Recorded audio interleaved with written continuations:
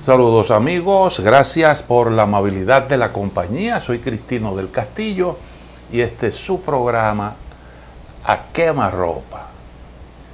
Se celebraron elecciones el pasado domingo en El Salvador y tal como anticiparon las encuestas, las ganó abrumadoramente el presidente Nayib Bukele, que consigue seguir gobernando El Salvador por otros 5 años más. Fue una victoria aplastante, como pocas veces se ha visto en la historia electoral de los países latinoamericanos. Estamos hablando de una victoria, se dice que por encima del 80%. Bueno, eso ocurrió. Reitero, tal y como se esperaba. Ahora, aquí hay, yo creo que algunas cosas que deben mover a reflexión. Y quiero, para formular algunas interrogantes, apoyarme en dos informaciones que leí en el portal de la Deutsche Welle de Alemania. Dos informaciones. Si usted consulta los periódicos, todos los medios europeos, usted encontrará que hubo muchas crónicas en el mismo tenor de las que voy a citar a continuación. Estoy hablando de la Deutsche Welle de Alemania, repito. Una de esas crónicas se titula Alemania pide a Bukele que respete los derechos humanos. Y me voy a permitir leer 3 párrafos. Dice la información: el gobierno alemán pidió al presidente salvadoreño Nayib Bukele que respete los derechos humanos en la lucha contra la criminalidad, un día tras las elecciones presidenciales en las que ya se atribuyó la victoria.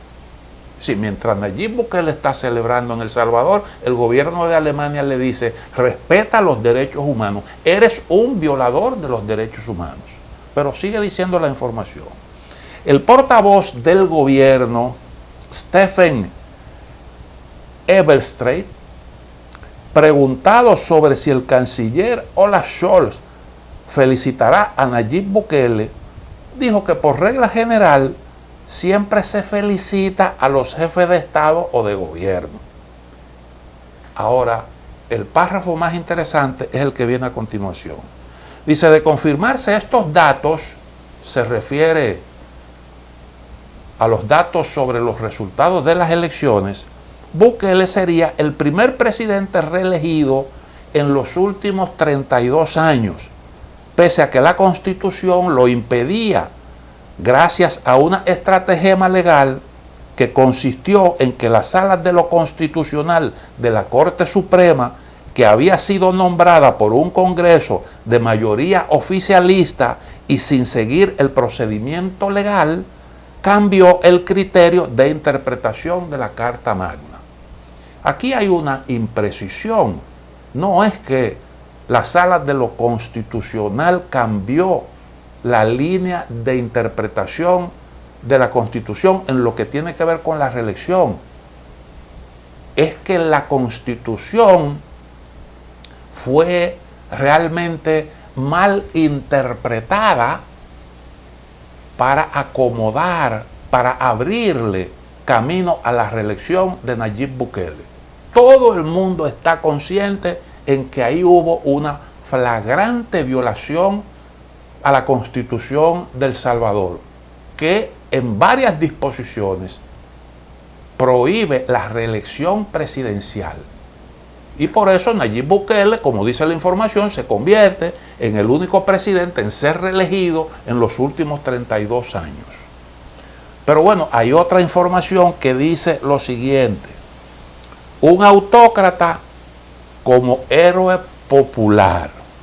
Esta crónica es de la autoría de Gabriel González Zorrilla. También, si ustedes quieren, la pueden consultar en el portal de la Deutsche Welle de Alemania. Y dice lo siguiente: las elecciones presidenciales en El Salvador y la popularidad de Nayib Bukele están en la mira de la prensa en Alemania en esta semana. No solo de Alemania, reitero, de toda Europa, del mundo entero.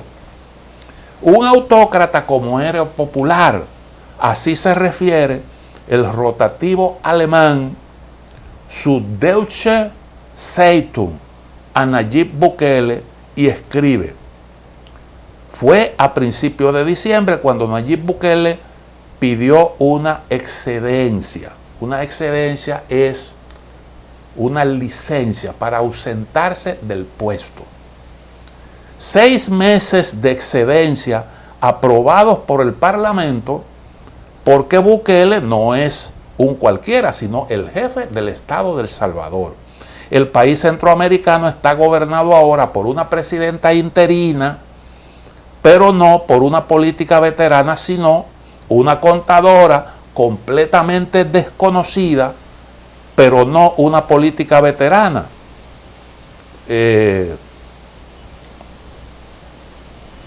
Estoy leyendo otra vez, completamente desconocida, que antes trabajaba como secretaria privada de Bukele.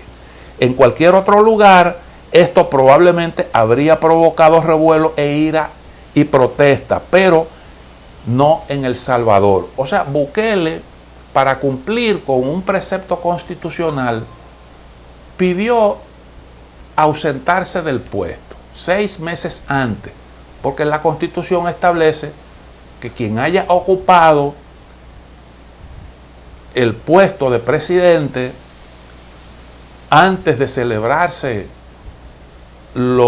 las elecciones, o que no puede reelegirse en el puesto, quien haya estado ahí 6 meses antes de las elecciones, y él se retiró para poder cumplir con este precepto constitucional. Pero puso a una secretaria privada, una mujer desconocida. ¿Para qué? Para seguir gobernando sin tener que acudir a la casa de gobierno. Otro periódico que cita esta crónica es el diario suizo Neue Zürcher Zeitung, que anota: sus índices de popularidad superan desde hace años el 80%, lo que lo convierte en el presidente más popular de América Latina. Bukele puede permitirse el lujo de violar abiertamente la Constitución gracias a su popularidad y al descrédito de los partidos tradicionales. Bueno, es verdad, hay un descrédito total de los partidos tradicionales. Alianza Republicana Nacionalista, Arena, que gobernó mucho tiempo antes del Frente Farabundo Martí, y el propio Frente Farabundo Martí, que sucedió a Arena, gobernó varios periodos. Ninguno pudo darle respuesta a las expectativas de la gente. Y Nayib Bukele, es un hombre que viene precisamente de las filas del FMLN. Se fue del FMLN y se llevó un montón de gente.